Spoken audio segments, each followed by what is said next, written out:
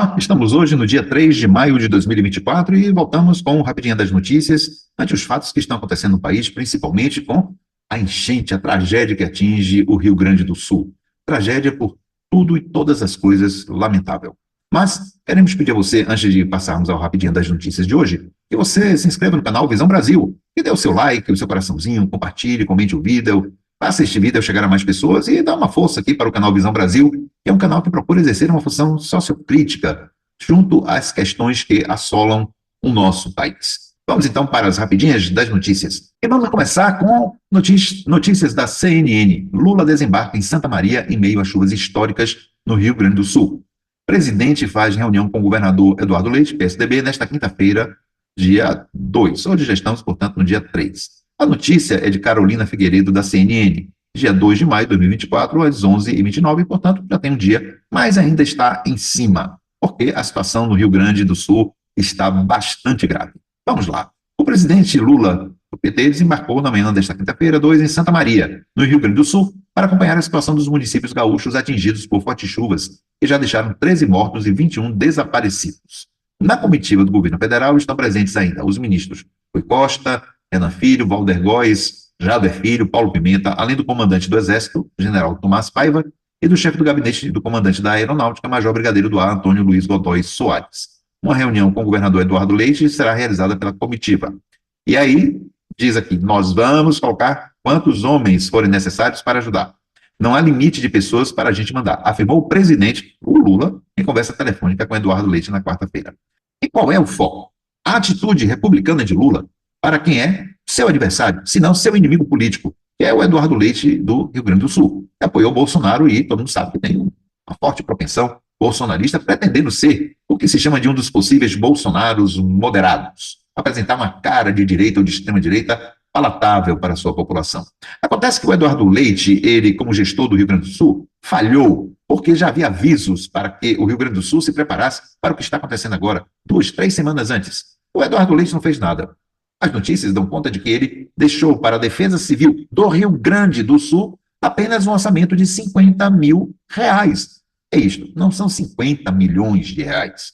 R$50 mil para a Defesa Civil, para um estado que, ultimamente, devido às evidentes mudanças climáticas no planeta, tem sido atingido não só o Rio Grande como Santa Catarina, Paraná, mas os dois, Santa Catarina e Rio Grande do Sul, lá na ponta sul do Brasil, têm sofrido ações climáticas evidentes de descontrole e de profundos problemas, portanto, requerendo dos governos locais as ações de planejamento para previsão de contingências como essas. O Leite não fez. A chuva caiu sobre o Leite, sobre o Rio Grande do Sul, inunda, e Lula toma uma atitude republicana, ou seja, de não ver diferenças entre quem está ao seu lado no processo político do país e quem é seu adversário ou inimigo. Isto porque o Leite, antes de Lula ligar para ele, disse que até aquele momento, Lula não tinha feito qualquer gesto de ajuda ao Rio Grande do Sul, para logo depois Lula ligar para ele e oferecer o que ofereceu, ou seja, recursos bastante grandes, quase ilimitados, para ajudar o povo do Rio Grande do Sul, para um governo que é seu adversário e que faz questão de detonar o governo Lula,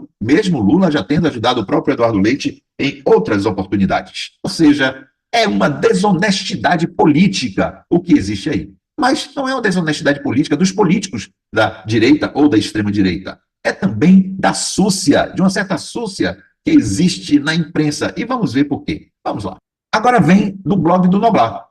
Em notícia dada pelo próprio Guga Noblar, em 3 de maio de 2024, às 5h30 da manhã.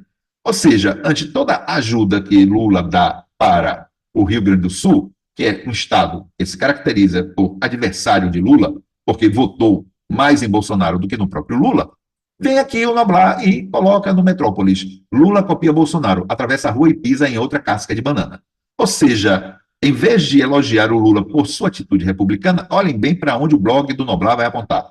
A fala, ou melhor, a escrita do Noblar vai apontar. Vejam a canalice. Primeiro, mostra aqui um ato público em que o Lula estaria presente. Ele diz: há quem goste de apanhar, há quem peça para apanhar, se o papel de vítima pode lhe trazer alguma vantagem. Mas Lula não parece fazer parte dessa categoria de gente. Ou porque não tem prazer em apanhar, ou porque, como retirante da seca do Nordeste, que passou fome ao chegar em São Paulo, apanhar simplesmente já deu para ele. Quem imaginaria ficar preso por 580 dias depois de governar o país 2 vezes? Se isso não é sofrimento, não sei o que é. Libertado, reeleito presidente, Lula quer mais é ter certeza de que fechará sua biografia da melhor maneira possível, entrando em seguida para a história. Já entrou, não é, Noblar? Você tem dúvida disso? Por favor, por favor. Lula já entrou para a história como o melhor presidente do país e como o grande estadista que o país produziu, ou mostrou, ou fez emergir nos últimos 100 anos. Então, por gentileza, né, Noblar? Seja honesto. Mas, a ser assim, tem que fazer por onde? A fazer por onde significa que não atravessar a rua para ir pisar, sem mais nem menos, em uma casca de banana. O esporte predileto de Bolsonaro. Bolsonaro gosta mesmo de casca de banana. De bananinha, podemos até dizer, né? Lembrando do seu filho, o Eduardo, né? A mais recente casca de banana esmagada por Lula foi comparecer ao ato organizado pelas centrais sindicais para celebrar em São Paulo o 1º de maio. Não seria um 1º de maio qualquer. Bom, aí ele vai dizer que a história por detrás do 1º de maio, etc, etc, etc, etc. Mas vamos chegar aonde ele quer chegar. Quer dizer, perdeu-se a oportunidade de testar o efeito Lula na festa com um anúncio tardio, ou não se quis testar. Isso porque, para ele, flopou o evento desse 1º de maio. Ao mesmo tempo, correu-se o risco de desgastar a imagem do presidente, levando-o a participar de algo que poderia ser um fracasso. Seria um salto no escuro, pois, dado o salto sem rede, Lula foi ao chão. Flopar significa fiasco, isso na linguagem da internet, não é? Segundo o grupo de pesquisa monitor do debate político da USP, Lula falou para 1.635 pessoas. Sim, você leu. 1.635 pessoas. Outro dia em Aracaju, Bolsonaro reuniu, citando 2.000 pessoas para ouvi-lo. Apanhou nas redes sociais como um cão vadio. Naturalmente que esta fala do Noblar não é uma fala só do Noblar, é uma lógica que obedece à lógica da mídia corporativa canalha de uma forma geral. Querer comparar os esforços de Bolsonaro para provocar digamos assim, a presença de público nos seus espetáculos ridículos, em contraponto a um encontro sindical em que deu menos pessoas do que no encontro de Bolsonaro, como se Lula tivesse menos prestígio do que Bolsonaro, é uma comparação, no mínimo, ridícula, para não dizer desonesta, porque uma coisa não tem que ver com outra. Lula não teve intenção de ajuntar gente para tirar foto e medir o seu prestígio, ou fazer o ibope do povo, ou o data-povo, como diz o Bolsonaro. Ao passo que o Bolsonaro faz um enorme esforço, convoca gente, tudo e flopa. Então, são dimensões diferentes de políticos diferentes. Lula não está desesperado correndo atrás de adeptos para não ser preso ou mostrar força para o STF. Bolsonaro o faz. Esta diferença, por Noblar e pessoas, é radical. O fato é que, quando nós vemos o gesto republicano de Lula oferecendo ao Rio Grande do Sul seu adversário político, isso pela votação, naturalmente, tendo um governador que é seu adversário político, para não dizer seu inimigo político, Lula ofereceu os recursos, fazer calar Leite com a sua injusta colocação nas redes sobre Lula, mostrando o quanto Lula é um governante republicano, vem em seguida mostrar um fato absolutamente insignificante para poder deslustrar as ações de Lula. É este país ridículo que estamos vivendo. É este Brasil ridículo, insuportável, desonesto, canalha que estamos vendo se manifestar pelas mídias corporativas, pelas redes sociais. Isso torna o Brasil um país insuportável, porque não há honestidade nas considerações das mídias corporativas que defendem os privilégios, a casta que quer tornar o Brasil uma grande senzala, naturalmente que falas como a de Noblar e de outros que aparecem aí pela Globo, etc, etc, etc, vem a deslustrar o sucesso de Lula como governante. Isto é uma tristeza e por isso a gente precisa continuar lutando contra esse estado de coisas que é o efeito retardado do bolsonarismo no país. Mas sempre existiu, sempre existiu.